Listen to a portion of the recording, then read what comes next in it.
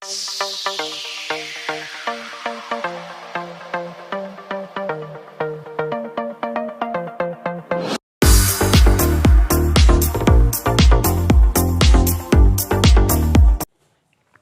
स्वागत है आपका हमारे YouTube चैनल इसका एजुकेशन एकेडमी पर। तो आज हम एक बहुत ही इंपॉर्टेंट टॉपिक लेकर के आए। थंबनेल से आपको दिख तो गया होगा कि आज हम संविधान संशोधन की प्रक्रिया अर्थात संविधान के अनुच्छेद 368 को समझने वाले हैं। भाई साहब, आपने भी देखा होगा 105वां संविधान संशोधन हुआ है। 105वां संविधान संशोधन हुआ जिसमें हमारे 18 अगस्त 2021 को इसको पास कराया गया था। मतलब पास कराने से अर्थ ये है कि मतलब पास कैसे कराया जाता है, संसद में कैसे रखा जाता है, सदन में कैसे रखा जाता है। कभी कभी जरूरत पड़ती है कि आधे राज्यों का अनुमोदन भी चाहिए, स्वीकृति भी चाहिए, फिर राष्ट्रपति के पास भेज देते हैं, राष्ट्रपति उसको कभी वापस भेज देता है। तो आज तक कभी कभी क्या समझ में नहीं आता कि भाई साहब ये होता कैसे। तो सबसे पहले आज हम जो शुरू करने वाले हैं, थंबनेल से आपको दिख ही रहा होगा, फिर भी मैं टॉपिक डाल देता हूं, संविधान संशोधन क्या है। सबसे पहले तो आप वीडियो को लाइक करो, शेयर करो एंड सब्सक्राइब करना तो बिल्कुल भी ना भूलें और अपने दोस्तों तक जरूर पहुंचाएं, क्योंकि ये very very very important topic है और करंट में तो बिल्कुल है। क्योंकि अभी 105वां संविधान संशोधन हुआ है जिसमें 127वां विधेयक रखा गया था। विधेयक जो रखा गया था जिसका नंबर क्या था, 127वां था। पर जब संशोधन हो चुका, राष्ट्रपति के साइन हो गए, अभी बताऊंगा राष्ट्रपति के साइन होने के बाद क्या क्या होता है। तो राष्ट्रपति के जब साइन हो चुके, तो साइन होते ही वो क्या बन गया, संविधान संशोधन बन गया। तो कौन सा बना था वो, 105वां संविधान संशोधन बना था। तो देखो, तो इसका अर्थ क्या हुआ कि अब तक कुल 127 विधेयक रखे जा चुके हैं। कितने रखे जा चुके हैं, 127 विधेयक रखे जा चुके हैं। जबकि संविधान संशोधन कितने हो चुके हैं, संविधान संशोधन हो चुके हैं हमारे पास, कितने बताए थे मैंने अभी, 105। कितने बताए थे, 105। और 105वां संविधान संशोधन कब हुआ था, 105 तो कुल हो चुके हैं संविधान संशोधन, और 105वां कब हुआ था हमारे पास, 18 अगस्त 2021 को कंप्लीट हुआ था। आपने देखा होगा कि ये बहुत इंपॉर्टेंट था। इसके बारे में भी मैं कभी आपको पूरा समझाऊंगा कि 105वां संविधान संशोधन क्या था, 103वें संविधान संशोधन में क्या हुआ, ओबीसी से रिलेटेड क्या प्रॉब्लम हुई, महाराष्ट्र में इसका क्या खेल हुआ, फिर सुप्रीम कोर्ट में केस गया। तो वो सारी चीजें वहां पर फिर केंद्र सरकार की बात को बिल्कुल भी मानने से इनकार कर दिया सुप्रीम कोर्ट ने। तो इस वजह से 105वां संविधान संशोधन लाया गया था। जो बाद की बात है वो अभी हम कभी समझेंगे। तो अभी हम समझना चाह रहे हैं कि संविधान संशोधन की प्रक्रिया जो है 368वां अनुच्छेद है। कौन सा अनुच्छेद है, आर्टिकल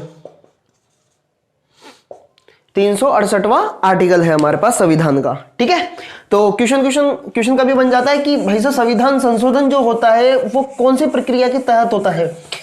तो वो तो हम देखेंगे, प्रक्रिया तो हम समझ ही रहे हैं, पर एक चीज और समझो कि वो संविधान के अनुच्छेद 368 के तहत होता है।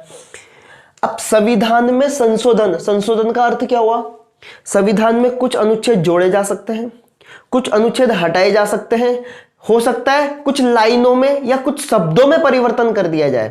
तो ये सब कुछ ये करने के लिए चाहे एक शब्द ही, एक मात्रा ही, एक बिंदु ही हटानी हो या लगानी हो, तो हमें संविधान संशोधन करना पड़ेगा और संविधान संशोधन की प्रक्रिया को कंप्लीट अप्लाई करना पड़ेगा। बिना किसी संविधान संशोधन की प्रक्रिया को अपनाए संविधान में कोई भी शब्द ना तो जोड़ा जा सकता है, नहीं हटाया जा सकता, ना बिंदु लगाई जा सकती है।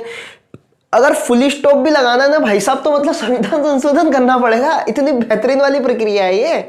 मतलब देखो अब इधर, तो संविधान संशोधन होता है हमारे पास 3 प्रकार से। कितने प्रकार से होता है, 3 प्रकार से होता है भाई साहब। अब अनुच्छेद 368 अलग है, मैं बोल रहा हूं संविधान संशोधन की प्रक्रिया 3 प्रकार से होती है। कितनी प्रकार से होती है, 3 प्रकार से होती है। संविधान संशोधन 3 प्रकार से हो सकता है, समझना में यहां पर। एक तो होता है सामान्य, ठीक है, एक तो होता है हमारे पास सामान्य, एक होता है हमारे पास विशेष बहुमत, और एक होता है विशेष बहुमत प्लस आधे राज्यों का अनुमोदन। समझना, एक तो सामान्य बहुमत से काम चल जाता है, भाई साहब सामान्य बहुमत किया और हमारा काम हो गया। एक और देखो, सामान्य बहुमत हो गया, सामान्य बहुमत के साथ क्या बोलते हैं, मैंने क्या बोला था, विशेष बहुमत, एक विशेष बहुमत की जरूरत पड़ती है। और एक तीसरी कंडीशन और आती है जिसके अंदर हमारे पास विशेष बहुमत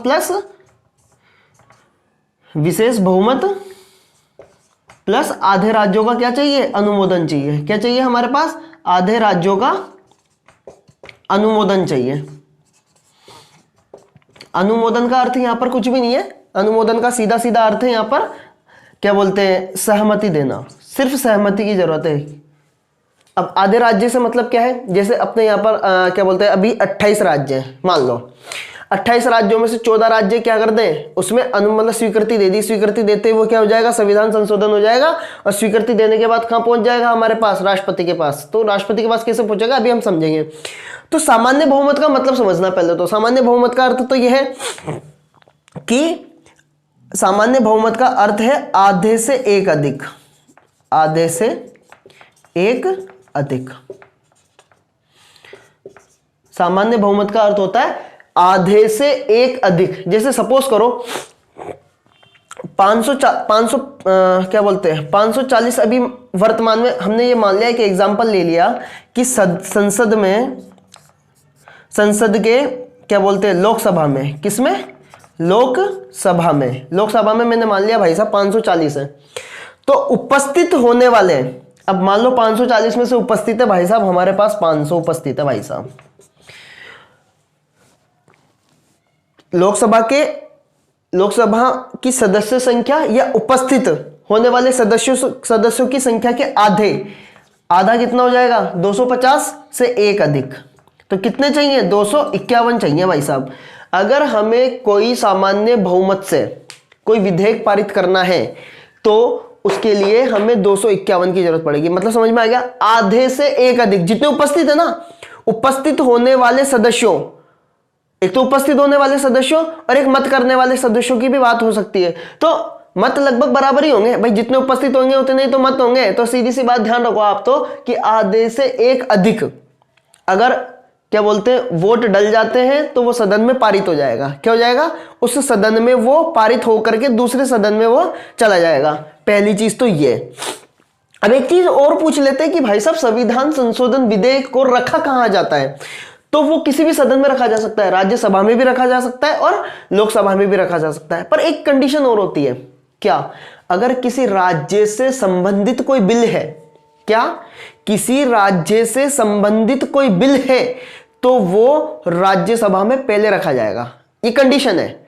और बाकी और जो केंद्र से रिलेटेड मतलब क्या बोलते हैं संघ सूची के जो विषय हैं, संघ सूची पर संघ सूची मैंने बताया था आपको, दो सूचियां होती है, एक तो होती है संघ सूची, एक होती है राज्य सूची।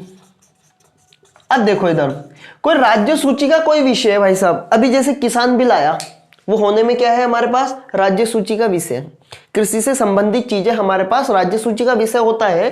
पर यदि राज्य मतलब केंद्र सरकार को ये मत हो जाए, ये समझ में आ जाए, ये या फिर ये पता चल जाए कि कोई चीज कोई बात वो संघ सूची के लिए इंपॉर्टेंट हो चुकी है, तो उसको वो ला सकते हैं। और लाने के लिए सबसे पहले उनको क्या बोलते हैं, वो विधेयक राज्यसभा में रखना पड़ेगा, ये कंडीशन है।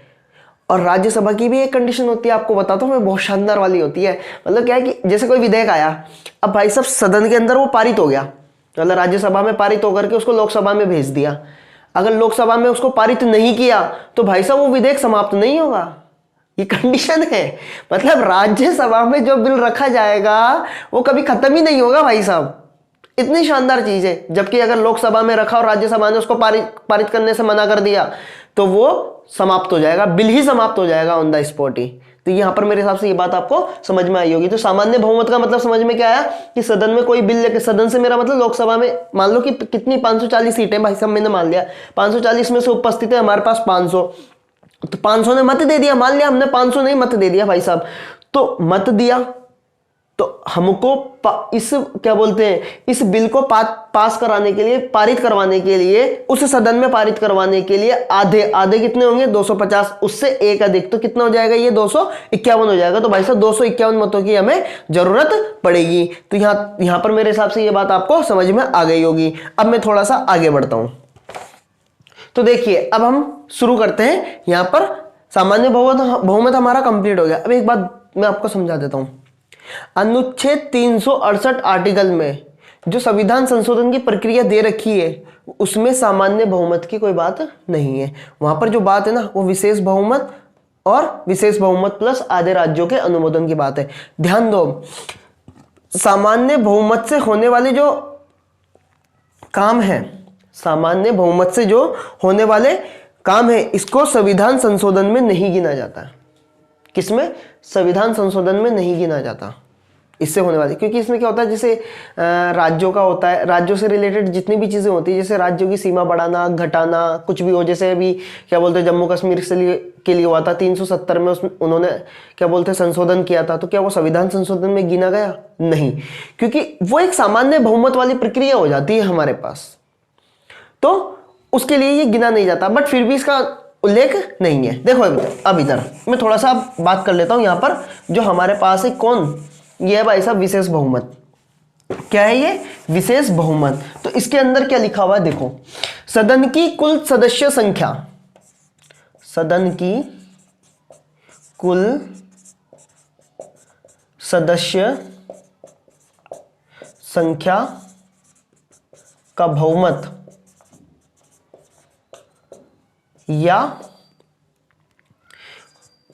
सदन में उपस्थित तथा मत देने वालों के 2/3 से अधिक सदस्य का मत होना चाहिए भाई साहब। अब समझो यहां पर इसका अर्थ क्या समझ में आया कि या तो कंडीशन क्या हो कि जो कुल सदस्य संख्या है भाई लोकसभा की, मतलब कोई भी सदन है हमारे पास, हम तो क्या लोकसभा को लेकर के चलेंगे, मेन काम उसी का होता है हमारे पास, तो मैं एग्जांपल उसी का ही लूंगा यहां पर। मान लो लोकसभा की सदस्य संख्या कितनी है? अभी हमारे पास 543 है भाई साहब। कितनी है हमारे पास? 543 है। कितनी है? 543 है।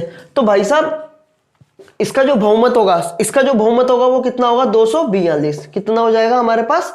242 हो जाएगा। कितना हो जाएगा हमारे पास? 272 हो जाएगा। सॉरी, कितना हो जाएगा? 272 हो जाएगा। इसका आधा कर लो आप, 2 दूनी 4, 1 बचा, 2 सत्ते 14 और फिर ये बचा 2 एकम 2, तो हम 1 बढ़ा करके मान लेते हैं, तो ये कितना हो जाएगा? 272। ये ऐसे तो क्या बोलते हैं 271 और पॉइंट करके कुछ आ रहा है, तो हम इसको क्या मान लेते हैं? कंप्लीटली 272 मान लेते हैं। क्या मान लेते हैं? 272 मान लेते हैं। अब समझना यहाँ पर हमारे काम की चीज क्या है कि या तो लोकसभा की जो सदस्य संख्या है हमारे पास कितनी है? सदस्य संख्या कितनी है? 543। अब इसका बहुमत कितना होगा? 272 होगा। अब या तो कुल सदस्य संख्या का बहुमत या फिर उपस्थित तथा मत देने वालों का 2/3 से अधिक। मतलब समझना, यहां पर मान लो कि भाई साहब हमारे पास जो उस समय पर उपस्थित है ना, उपस्थित सदस्य कितने हैं भाई साहब? 260 है। कितने हैं? 260। चलो 260 नहीं 262 मान लो भाई साहब।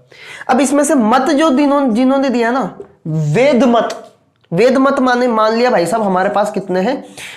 250 नहीं सॉरी 462 की जगह हम इसको 462 ले लेते हैं और ये 450 ले लेते हैं। हम कितना ले लेते हैं? 450 ले लेते हैं कि भाई साहब हमने कितना मान लिया भाई साहब हमारे पास, तो भाई साहब जो मत दिला में आए ना सदन के अंदर, वो कितने दिला में आ गए?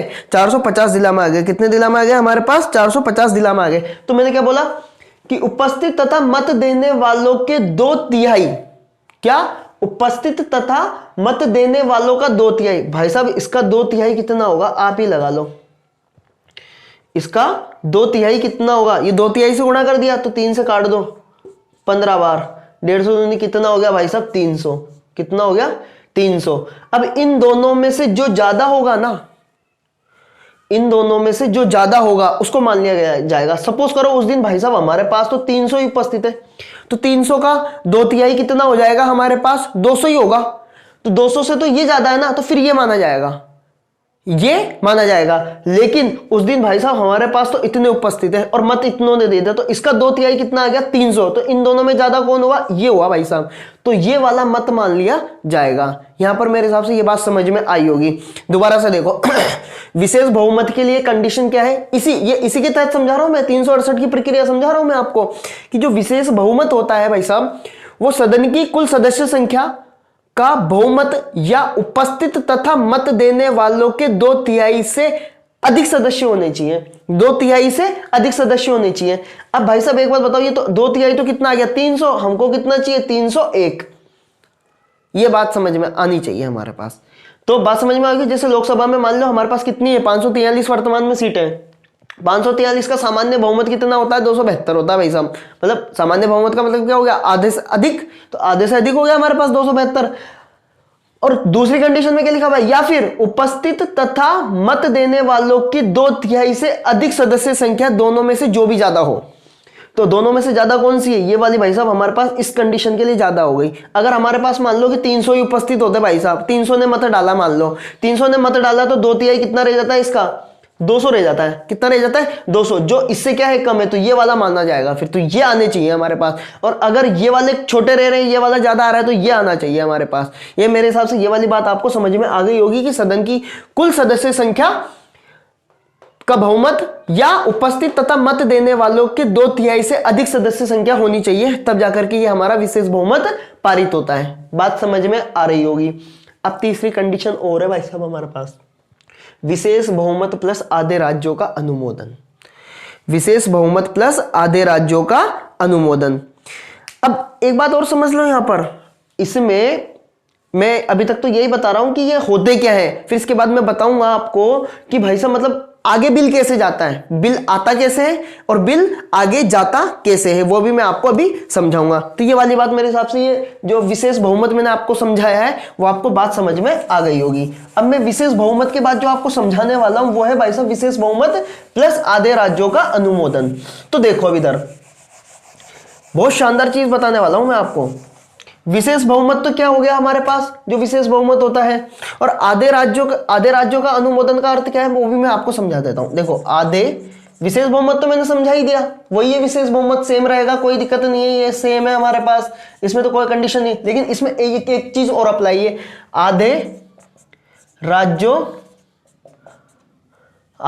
का अनुमोदन। आधे राज्यों का अनुमोदन। अब यहां आधे राज्यों से क्या अर्थ है हमारे पास, विधानमंडल, जहां पर विधानमंडल है वो। एक तो विधानमंडल होने चाहिए, और अनुमोदन का अर्थ है कि भाई साहब स्वीकृति चाहिए बस हमें। तो क्या चाहिए, सामान्य स्वीकृति चाहिए हमें। क्या चाहिए भाई साहब, सामान्य स्वीकृति चाहिए। अब एक बात और समझो यहां पर, इसमें जो ये वर्ड बोला है ना मैंने, स्वीकृति चाहिए, तो इसका अर्थ है कि विधानमंडल के अंदर बिल जाएगा और वहां पर आधे मतलब क्या बोलते हैं, आधों से स्वीकृति चाहिए भाई। इसकी सदस्य संख्या मान लो कि किसी राज्य की मान लो कि हमारे पास जैसे 100 है, किसी विधानमंडल में कितने भाई साहब 100 सदस्य है, तो हमें भाई साहब 50 का मत चाहिए बस। कितने का मत चाहिए, 50 का मत चाहिए। और मान लो कि टोटल राज्य भारत में कितने, मान ले 28 है, तो हमें फिर 14 राज्यों की क्या चाहिए, स्वीकृति चाहिए। क्या चाहिए, 14 राज्यों की हमें स्वीकृति चाहिए। तो मेरे हिसाब से ये बात आपको समझ में आ गई होगी कि विशेष बहुमत प्लस आधे राज्यों का अनुमोदन की समय सहमति से क्या अर्थ है, कि अनुमोदन का अर्थ है कि स्वीकृति हमें मिल जानी चाहिए, सहमति हमें मिल जानी चाहिए, और कुछ भी नहीं है भाई साहब। अब मैं साधारण विधेयक की बात करता हूं। साधारण विधेयक में क्या होता है और विशेष बहुमत वाले मतलब क्या बोलते हैं, एक तो साधारण विधेयक होता है। साधारण विधेयक के लिए तो 368 की प्रक्रिया की हमने, सामान्य बहुमत से हमारा काम चल सकता है, उसमें तो कहीं कोई दिक्कत नहीं है। तो देखो उसके लिए क्या करते हैं, जैसे कोई भी सदन है, भाई साहब संसद है हमारी, संसद में कोई भी साधारण बिल आया, क्या आया हमारे पास, साधारण विधेयक आया, साधारण विधेयक आ गया भाई साहब हमारे पास। साधारण विधेयक के बाद पास करने के, भाई यहां से तो क्या बोलते हैं, संसद से वो बिल पारित हो गया, पारित होने के बाद कहां जाएगा, वो राष्ट्रपति के पास जाएगा। कहां पर जाएगा वो भाई साहब, राष्ट्रपति के पास जाएगा। कहां जाएगा, राष्ट्रपति के पास चला गया। राष्ट्रपति अब क्या करता है, यहां से हमारे पास 3 कंडीशन निकल करके आती है। पहली कंडीशन तो होती है कि भाई साहब पारित कर दे, क्या कर दे, पारित कर दे। दूसरी कंडीशन हो सकती है कि पुनर्विचार के लिए भेज दे, वो किसके लिए भेज दे, पुनर्विचार के लिए। किसके लिए भेज दे, वो पुनर्विचार के लिए वो भेज दे। और एक तीसरा और भी होता है भाई साहब, एक मतलब आपने सुना होगा वीटो पावर होती है। 3 या 4 तरह की वीटो पावर होती है। वीटो पावर हम बाद में देखेंगे। फिलहाल तो आप ये समझो कि यहाँ पर एक वो अपना एक वीटो होता है जिसको हम बोलते हैं पॉकेट वीटो। पॉकेट वीटो का अर्थ ये होता है कि वो पढ़े रहने दे सकता है, कि भाई साहब विधेयक पढ़ा है, मेरी इच्छा में दूं नहीं दूं, पढ़ा रहने दो उसको। तो ये पॉकेट वीटो का उपयोग कर सकता है किसके अंदर? साधारण विधेयक होगा तब। अब साधारण विधेयक क्या होते हैं? जैसे राज्य की सीमा वगैरह बढ़ानी घटानी, किसी राज्य को बनाना, किसी राज्य को हटाना, ये ऐसी चीजें होती है जिसमें अपन को ज्यादा दिमाग लगाने की जरूरत नहीं पड़ती। ये तो बात हुई संसद की। संसद में साधारण विधेयक आया, पारित किया, राष्ट्रपति के पास गया, राष्ट्रपति उसको पारित कर सकता है, पुनर्विचार के लिए भेज सकता है, या फिर पॉकेट वीटो का उपयोग कर सकता है। परंतु ये तो साधारण विधेयक है, परंतु एक कंडीशन और होती है भाई साहब। अगर ये तो साधारण विधेयक की बात है, अगर साधारण विधेयक नहीं है भाई साहब, क्या है? संविधान संशोधन है। क्या है? संविधान संशोधन जो गिना जाएगा। क्या? संविधान संशोधन जो गिना जाएगा। तो भाई साहब संसद से पारित हो गया, कोई विधेयक है संसद से पारित हो गया, इसमें ये भी इंक्लूड कर रहा हूं मैं, संसद से मतलब इसमें विधानमंडल वगैरह सब ऐड हो जाएंगे। संसद से कोई बिल पारित हो गया भाई साहब, इसको बोलते हैं संविधान संशोधन। संविधान संशोधन पारित हो गया भाई साहब, विधेयक यहां से आगे चला गया, राष्ट्रपति के पास आया। किसके पास आएगा? राष्ट्रपति के पास आएगा। तो यहां पर भी हमारे पास कितनी कंडीशन है? 3 कंडीशन हो सकती है। पारित करना पड़ेगा। क्या? पारित करना पड़ेगा, वापस नहीं भेज सकता, वापस नहीं भेज सकता, तथा वीटो का उपयोग भी नहीं कर सकता। ये है भाई साहब हमारा कौन? संविधान संशोधन। और संविधान संशोधन में क्या किया था? ये ध्यान होना चाहिए आपको। कौन? इंदिरा गांधी जी। ध्यान है ना? इंदिरा गांधी जी है भाई साहब, जो भी है करता धरता। 27वां संविधान संशोधन 1971। संविधान पहले क्या लिखा हुआ था भाई? संविधान संशोधन है हमारे पास। कौन सा? 21वां संविधान संशोधन, ठीक है, सॉरी 24वां संविधान संशोधन है जो 1971 में किया गया था। 27th कॉन्स्टिट्यूशन अमेंडमेंट जो किया गया था, संविधान संशोधन किया गया था। इसमें इंदिरा गांधी जी ने क्या किया भाई साहब? क्या कर दिया कि ये जो कंडीशन है ना, ये अप्लाई कर दी कि भाई साहब भेज भी नहीं सकते वापस, और आप है ना मतलब वीटो का उपयोग भी नहीं कर सकते, आपको पास करना ही पड़ेगा, आपको पास करना ही पड़ेगा। इंदिरा गांधी जी की पावर आप समझ रहे हो? मतलब उनका कहना यह था कि भाई साहब हम तो संविधान में कुछ भी करें, तुम्हें करना ही पड़ेगा। लेकिन फिर बाद में सुप्रीम कोर्ट बीच में आ गया था। कौन आ गया था? सुप्रीम कोर्ट बीच में आ गया था। उन्होंने क्या बोला कि भाई साहब आप कर तो कुछ भी सकते हो, आप कर तो कुछ भी सकते हो कि भाई साहब संविधान में कुछ भी करो, तुम्हारी इच्छा हो जो, पर एक चीज का ध्यान रखना, जो इसका बेसिक स्ट्रक्चर है, आधारभूत संरचना, बेसिक स्ट्रक्चर, इसकी जो बेसिक स्ट्रक्चर है उसको आप छेड़ नहीं सकते। मतलब आधारभूत संरचना का सिद्धांत दिया था भाई साहब, आधारभूत संरचना का सिद्धांत दिया था सुप्रीम कोर्ट ने। 1973 का जजमेंट, केशवानंद भारती केस, बहुत इंपॉर्टेंट, उसकी भी हम कभी बात करेंगे, बहुत अच्छे से समझाऊंगा। क्या बोलते हैं उसको, केशवानंद भारती केस को, आधारभूत संरचना का सिद्धांत दिया था उसके अंदर। पर अभी आप यही ध्यान रखो कि आधारभूत संरचना का ध्यान रखते हुए इंदिरा गांधी को सतर्क कर दिया। क्या सतर्क कर दिया? कि भाई साहब अगर आप ऐसा संविधान संशोधन करते जाओगे तो फिर क्या बोलते, संविधान सभा की हमें क्या जरूरत है, तुम ही बना लो ना सब कुछ। भाई उन्होंने कुछ बनाया होगा, भाई कुछ तो सोचा होगा आधारभूत संरचना के लिए, पागल वागल थोड़ी ना है वो। भाई संविधान सभा पागल वागल थोड़ी ना, उसमें एक से एक दिग्गज, यहां तक कि डॉक्टर भीमराव अंबेडकर, ऐसा क्या बात करोगे उनके बारे में, 3 PhD करके बैठे थे। अब बताओ, ऐसे लोगों ने जो बेसिक स्ट्रक्चर बनाया होगा, सर VN राव थे उनके अंदर, अरे भाई साहब सत्येंद्र नाथ बोस जैसे लोग थे जिन्होंने बोसोन पार्टिकल बनाया था। अब आप सोच सकते हो कि भाई साहब किस लेवल के लोग रहे होंगे वहां पर, सोचो एक बार। तो उन्होंने, सुप्रीम कोर्ट ने बोला कि हम इसको बेसिक स्ट्रक्चर मानते हैं, आप कुछ भी करो पर बेसिक स्ट्रक्चर को आप चेंज नहीं कर सकते। अब फिर भाई साहब इंदिरा गांधी ने पूछा कि बेसिक स्ट्रक्चर का मतलब क्या होगा, तो सुप्रीम कोर्ट ने बोला कि भाई साहब बेसिक स्ट्रक्चर हम बताएंगे, समय के साथ साथ बताएंगे, वो तो समय डिसाइड करेगा कि हमें करना क्या है। ठीक है, तो यहां पर मेरे हिसाब से ये बात आपको समझ में आ गई होगी। और राष्ट्रपति क्या कर सकता है, कुछ नहीं कर सकता, यहाँ पर आपको कानून पारित करना ही पड़ेगा और कोई ऑप्शन नहीं, पर लेकिन साधारण विधेयक में वो पड़ा रहने दे सकता है। तो मेरे हिसाब से आपको ये संविधान संशोधन की प्रक्रिया 368 आर्टिकल आपको समझ में आया होगा। साधारण विधेयक के लिए 368 की जरूरत नहीं पड़ती, इससे सिर्फ विशेष बहुमत और विशेष बहुमत प्लस आधे राज्यों के अनुमोदन की जरूरत पड़ती है। तो 368 के तहत ये दो चीजें आती हैं बस। तो मेरे हिसाब से ये बात आपको समझ में आ गई होगी।